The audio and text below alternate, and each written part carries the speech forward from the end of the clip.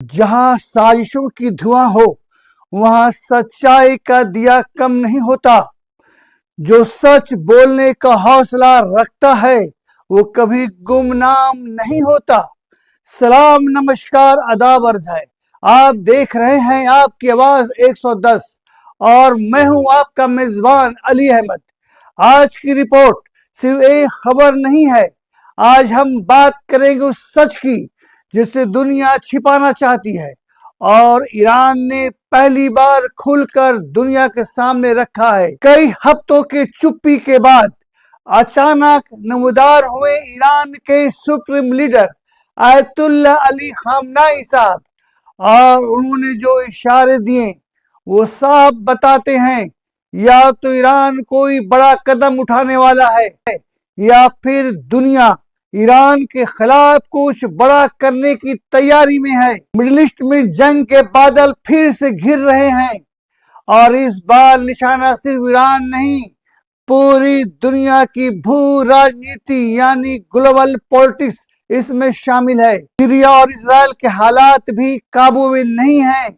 Israel के लगातार हवाई हमले ने सीरिया की धरती को फिर से युद्ध भूमि बना दिया है। यहाँ सिर्फ जंग नहीं, एक खामोश इंसानी तबाही है। शहर मलबे में बदल रहे हैं, स्कूल, अस्पताल, मस्जिद, कुछ भी सुरक्षित सेफ नहीं है। सबसे भारी कीमत वही दे रहे हैं जिनका राजनीति, पॉलिटिक्स, सियासत से कोई लेना देना नहीं। औरतें, बच्चे और बेगुनाह लोग। लेकिन दुनिया इसी तबाही के बीच एक सच से नजर चुरा रही है। सीरिया में हुए हालिया हमलों में इजराइल को भी भारी नुकसान उठाना पड़ा। कई सैनिक मारे गए, कई घायल हुए। यानी हालात एक तरफा नहीं है, दोनों तरफ खून बह रहा है।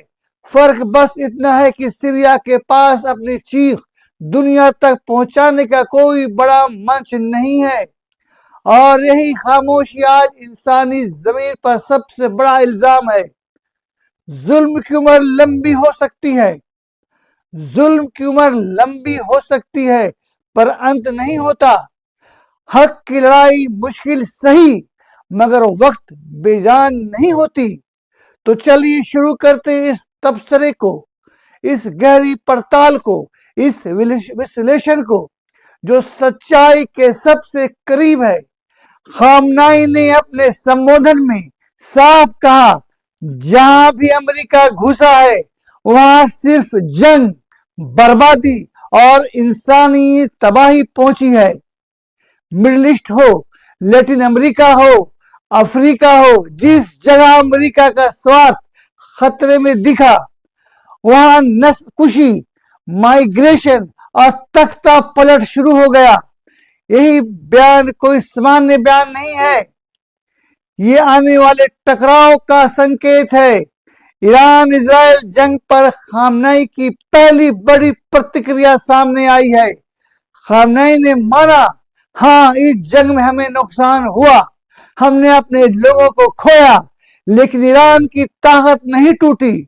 उन्होंने कहा, हमारा संकल्प ही हमारी असली शक्ति है, असली ताकत है। और यह बयान सिर्फ दुश्मन को ललकारना नहीं बल्कि ईरान के अंदर चल रही सियासी खींचातान को शांत करने की कोशिश भी है। ईरान के नए राष्ट्रपति मसूद पेज़ेश्कियान सुधारवादी माने जाते हैं। उनकी सोच मुल्की इनकलाबी सिस्टम से काफी अलग है। सबसे बड़ा विवाद पेट्रोल की कीमतें बढ़ाने का इम्कान को लेकर हो रहा है। ईरान में पेट्रोल भारत के हिसाब से अभी सिर्फ ₹1.50 प्रति लीटर मिलता है और पानी 10 रुपए लीटर। अब सरकार इसे बढ़ाकर 3 रुपए से 5 रुपए करना चाहती है। ये फैसला आते ही कहीं फॉरेन फंडेड प्रोटेस्ट यानी विदेशियों द्वारा पैसा के जरिए से वहां प्रोटेस्ट, बवाल और इंटरनल अस्थिरता की आशंका है। इसलिए खामनाई को जनता के सामने आकर कहना पड़ा, यह वक्त झगड़ा करने का नहीं, एक होने का है। ध्यान देने वाली बात, संदेश यानी खबर का ऐलान सिर्फ 30 मिनट पहले किया गया। ईरान में ऐसा बहुत कम हुआ है। इससे 3 बातें समझ में आती है। मामला बेहद गंभीर है। ईरान को बाहरी साजिशों का अंदेशा है। सुप्रीम लीडर की सुरक्षा पर बड़ा खतरा महसूस किया गया है। जून की जंग के बाद खामनेई पब्लिक में बहुत कम दिखाई दिए। उन्हें IRGC पास अदारा ने इनकलाब की सुरक्षा ने डिफेंस में एक सीक्रेट लोकेशन पर रखा गया है। इसका मतलब इजराइल फिर से कोई बड़ा हमला करने की कोशिश में है। सऊदी क्राउन प्रिंस की ट्रंप से मुलाकात में अमेरिका ने यह संदेश फैलाया, ये भ्रम फैलाया कि ईरान हमसे दोस्ती करना चाहता है। ईरान ने इसे तुरंत झूठा बताया।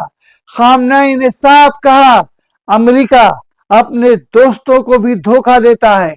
कतर पर इजरायली हमले में अमेरिका ने आंखें मूंद ली। हम अमेरिका पर कभी भरोसा नहीं कर सकते। ये बयान जो पॉलिटिक्स को झंझोड़ने वाला है। खामनेई ने कहा, अमेरिका और इजराइल ने 12 दिन के जंग में बड़े बड़े जुर्म किए हैं, लेकिन कोई लक्ष्य हासिल नहीं कर सके।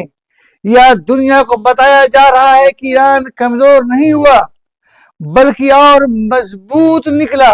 इजराइल के कई नेता खुले शब्दों में कह चुके हैं, खामनेई का अंत होगा तभी मिडिल ईस्ट में शांति होगी।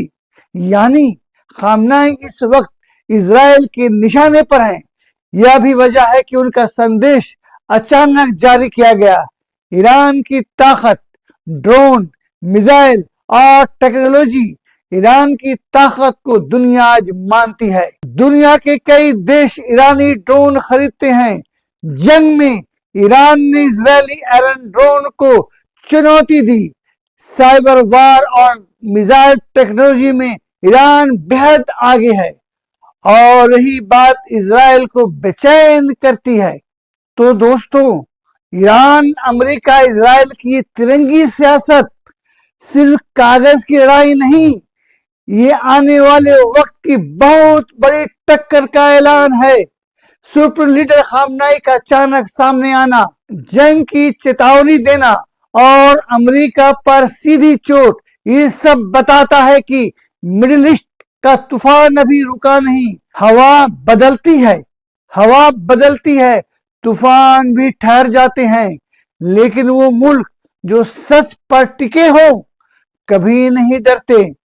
जुल्म चाहे जितना भी ऊंचा उठे, अंजाम उसका मिट्टी में ही मिल जाते हैं।